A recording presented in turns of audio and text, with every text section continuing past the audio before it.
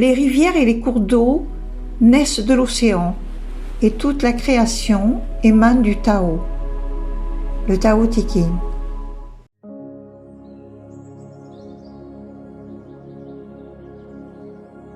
Jeanne d'Arc, dite La Pucelle, née vers 1412 à Domremy, village du duché de Bar, actuellement dans le département des Vosges en Lorraine, est morte sur le bûcher le 30 mai 1431 à Rouen, capitale du duché de Normandie, alors possession anglaise.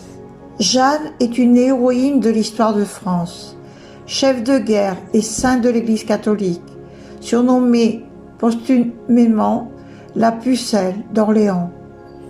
Au début du XVe siècle, cette jeune fille d'origine noble sûrement affirme qu'elle a reçu de la part des saints, Saint Michel, Sainte Marguerite d'Antioche et Sainte Catherine d'Alexandrie, la mission de délivrer la France de l'occupation anglaise.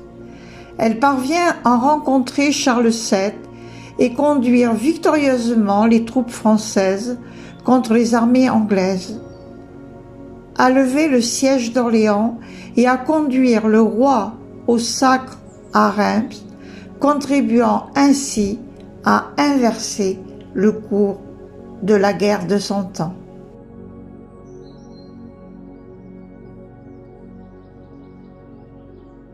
Capturée par les Bourguignons à Compiègne en 1430, elle est vendue aux Anglais par Jean de Luxembourg, comte de Ligny, pour la somme de 10 000 livres. Elle est condamnée à être brûlée vive en 1431 après un procès en hérésie conduit par Pierre Cochon, évêque de Beauvais et ancien recteur de l'Université de Paris. La chasse aux sorcières du XVe et XVIIIe siècle est un des événements les plus démoniaques survenus dans l'histoire européenne au nom du Christ. À la suite de nombreuses irrégularités, ce procès voit sa révision ordonnée par le pape Calix III en 1455. Un second procès est instruit qui conclut en 1456 l'innocence de Jeanne et la réhabilite entièrement grâce à ces deux procès dont les minutes ont été conservées. Elle est l'une des personnalités les mieux connues du Moyen Âge. Béatifiée en 1909, puis canonisée en 1920. Jeanne d'Arc revient des deux saintes patronnes secondaires de la France en 1922 par la lettre apostolique. Beata Maria Virgo in Caelum. Sa fête nationale est instituée par la loi en 1920 et fixée au deuxième dimanche du mois de mai. Elle est dans de nombreux pays une personnalité mythique qui a inspiré une multitude d'œuvres littéraires, historiques, musicales, dramatiques et cinématographiques.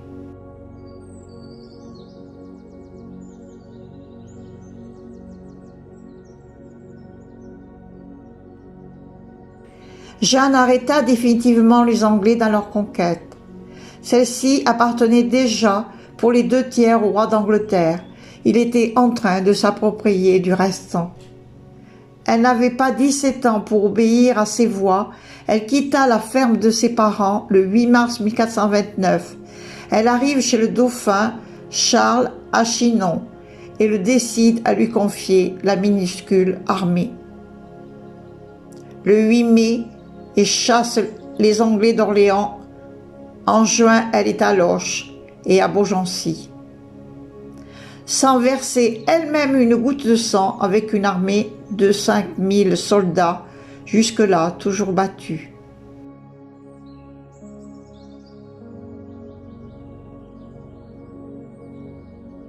Elle entre ensuite à Auxerre, à Troyes et à Châlons, d'où ils se sont enfuis à toutes jambes.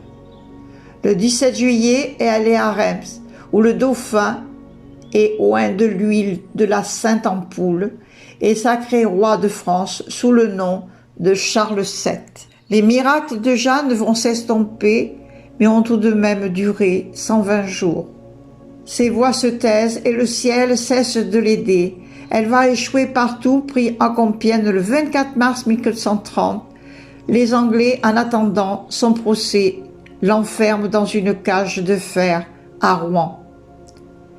Que nous révèle Edgar Cayce dans le livre L'univers d'Edgar Cayce de Dorothée Coquelin de Bizemont. Dossier numéro 302, page 171. Jeanne d'Arc possède des pouvoirs ou des facultés psy étonnants. Jeanne se sent missionnée.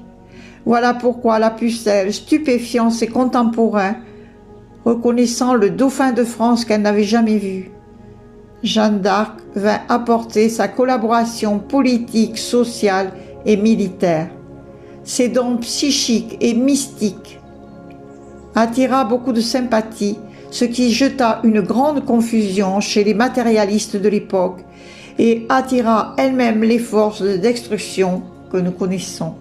Elle fut jugée par une centaine de prélats et de théologiens qui la condamnent à être brûlée vive après avoir théologiquement établi le 23 mai 1431 qu'elle était le diable, l'hérétique et schismatique. L'article 10 du jugement porte qu'elle avait commis un péché mortel contre la charité en disant que ses voix refusaient de parler anglais.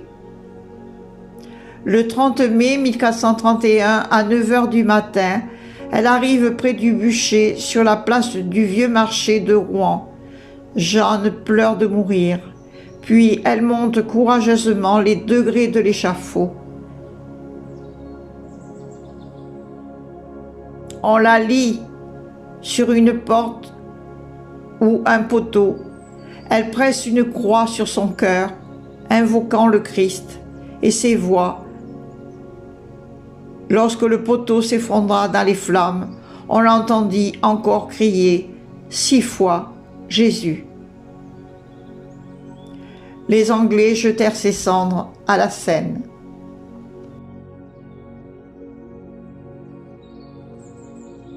La Terre-Mère fait partie de l'histoire religieuse de l'humanité pendant des millénaires. Nous pouvons lire dans les Mémoires de la Terre. Nous pouvons nous apercevoir que dans les pays européens occidentaux, la déesse est devenue une sainte, un mythe, une inabordable. Nous allons faire des vidéos sur toutes les saintes françaises qui ont joué un rôle déterminant pour le collectif, aussi bien spirituel que personnel.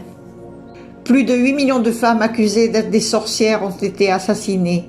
Les victimes brûlées, pendues, étaient pour la plupart des simples femmes de la campagne qui tenaient de leur mère ou de leur grand-mère les secrets de la déesse et connaissaient d'eux-mêmes les traditions de guérisseuses de mère en fille. Mais aussi des lignées royales, car toutes il s'agissait de déesses ou femmes. Elles étaient massacrées. L'usage de n'importe quel moyen de torture physique ou psychique pour obtenir la confession de l'accusé était permise. Après la torture et l'assassinat de 50 millions de femmes, d'enfants et d'hommes, presque la population de la France, mais n'oublions pas que malgré la diabolisation de la déesse, sa mémoire est toujours dans les contes de fées, les rites, les rituels, les coutumes, les chamans, ainsi que dans la langue et évidemment dans la terre elle-même. Nous pouvons retrouver les mémoires dans beaucoup de contes, par exemple germaniques ou les contes de Grimm, mais dans d'autres contes modernes. Cependant, le corps de souffrance des femmes est très délabré, détérioré, endommagé, et les mémoires transgénérationnelles sont enquistées ou endurcies depuis très longtemps. Jeanne d'Arc était élue de Dieu et en relation avec sa grandeur, elle était une mystique. Elle était tout simplement un canal dont le lien cœur-esprit était posé ou aligné. Par ailleurs, je suis persuadée que nous sommes dans notre alignement et dans la conscience de ce qui est le plus. Et plus, nous pouvons avoir des contacts intergalactiques ou d'autres endroits plus subtils et vibratoires avec des êtres lumineux que l'on peut appeler anges, archanges, séraphins, téraphins, Jeanne d'Arc était en lien avec des êtres lumineux. Répéter le nom de Dieu, Jeanne d'Arc connaissait le principe de la répétition. Se concentrer sur l'intention, sauver la France et le manifester. Répéter les noms de Dieu et vouloir obtenir ce que vous souhaitez génère l'énergie créatrice nécessaire à la manifestation de vos désirs. Vos désirs sur le mouvement de l'esprit universel en vous. Et même si elle avait possédé le pouvoir de la création, les autorités masculines de l'époque n'ont pas supporté d'être supplantées par une femme ou une déesse féminine. Donc leur choix a été vite fait par un acte de barbarie. Elle sauve la France et on la brûle sur la place publique, non pas parce qu'elle avait sauvé la France, mais parce qu'elle entendait des voix, et pour des religieux, c'est diabolique. Jeanne d'Arc, une martyre, une déesse, une muse, une déité, une héroïne. Nous en parlons encore.